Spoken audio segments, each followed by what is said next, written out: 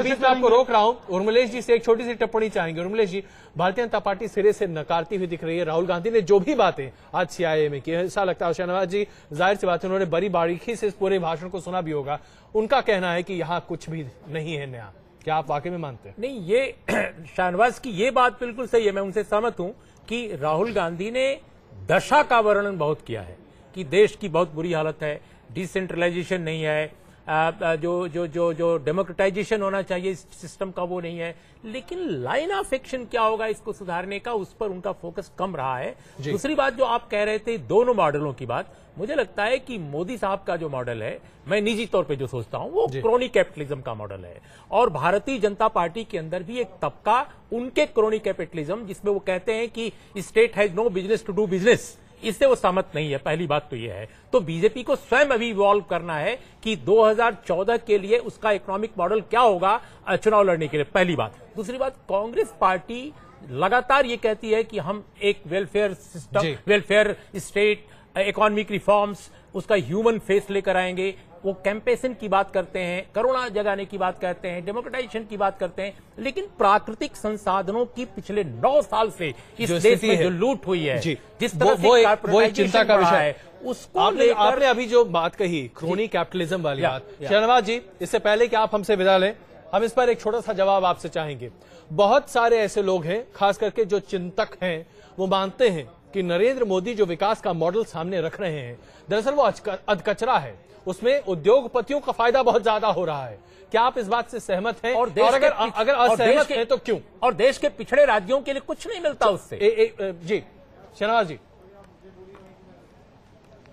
देखिए, एक तरफ ये चिंता लोगों को सताती है कि उद्योग, देश में औद्योगिक उत्पादन घट रहा है, और देश की जो जीडीपी है और देश में जो औद्योगिक उत्पादन है, अगर गुजरात परफॉर्म न करे जी तो वो भी और नीचे हो जाता। तो सवाल ये है कि गुजरात का पोर्ट है, गुजरात पुरानी इंडस्ट्री रही है, वहाँ एक उद्योग का वातावरण बना हुआ है, वहाँ पर किसान को बिजली भी मिल रही है, आम आदमी को भी मिल रही है।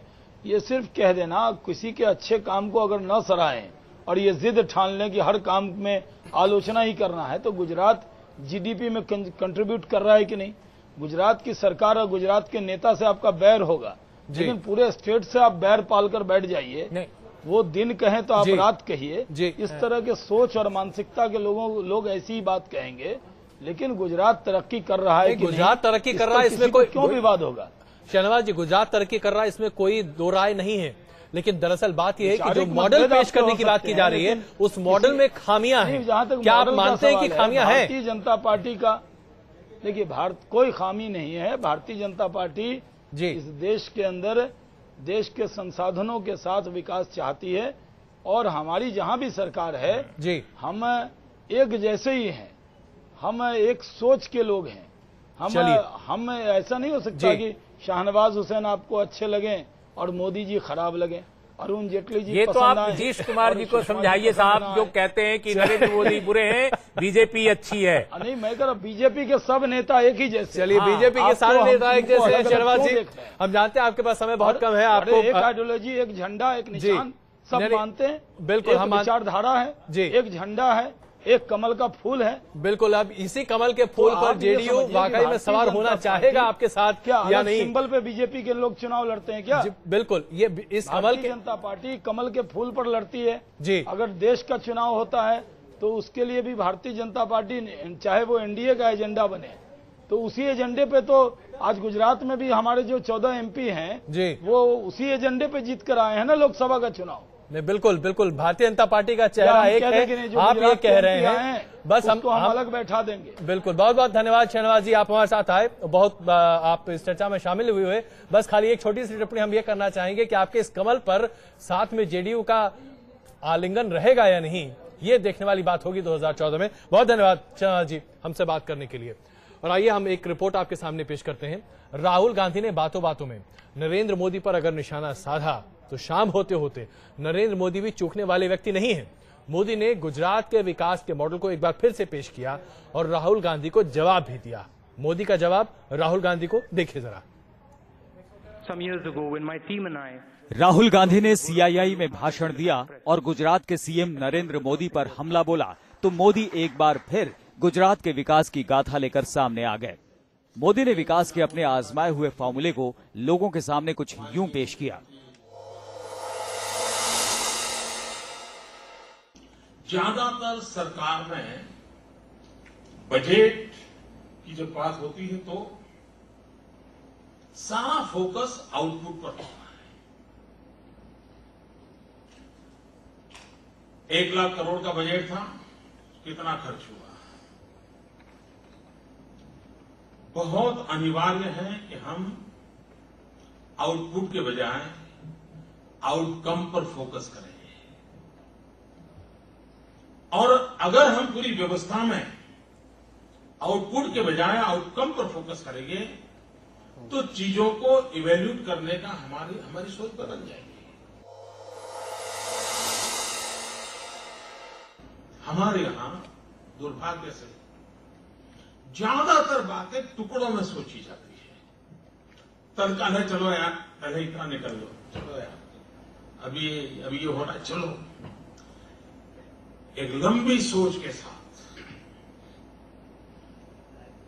जिसमें कंसिस्टेंसी हो,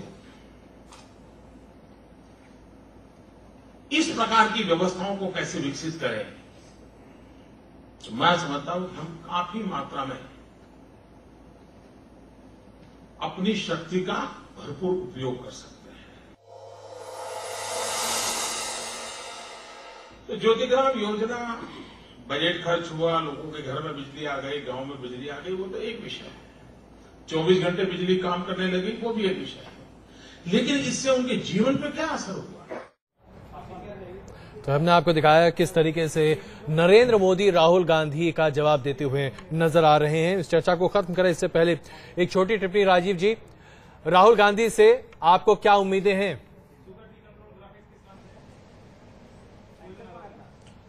राहुल गांधी जी से उम्मीदें निश्चित तौर पर एक नौजवान राजनेता के तौर पर देश की उम्मीदें हैं। युवा पीढ़ी उम्मीद करती है कि वो बेहतर करें देश के लिए, लेकिन जो कुछ आज दिखा है जी, वो उसमें मुझे लगता है कि देश को समझने की जरूरत होगी और विकास की सही तस्वीर कैसे बने जी, इसके लिए एक ठोस संकल्प के साथ साथ एक दृष्टि भी आवश्यक है। मुझे लगता है उसको विकसित करने की आवश्यकता है। चलिए, विकसित करने की आवश्यकता। उमलेश जी, आपका आकलन एक छोटा सा। देखिए, मेरा कहना है कि नरेंद्र मोदी भारतीय जनता पार्टी के जो कार्यकर्ता हैं उनके बाहर की जो दुनिया है जी, उसको भयभीत करते हैं अभी तक, और राहुल गांधी भयभीत नहीं करते लेकिन पूरे समाज को, पूरे देश को आश्वस्त नहीं करते कि जो वो कह रहे हैं उसको वाकई वो कैसे अमली जामा पहनाएंगे। तो जब तक वो आश्वस्त नहीं करते तब तक मुझे कहना बड़ा मुश्किल है कि वाकई जो वो सोच रहे हैं उसको अपनी कथनी को करनी में तब्दील कर पाएंगे या महज ये भाषण और करुणा जगाने वाला प्रवचन बन के रह जाएगा। जी, आप दोनों का बहुत बहुत धन्यवाद इस चर्चा में शामिल होने के लिए। जाहिर सी बात है, राहुल गांधी बनाम नरेंद्र मोदी, क्या 2014 के चुनाव इसी नारे पर लड़े जाएंगे? अब देखते हैं कि 2014 में होता क्या है। क्वेश्चन आवर में आज के लिए बस इतना ही। कुछ देर के लिए रुक रहे हैं और उसके बाद फिर एक नई चर्चा।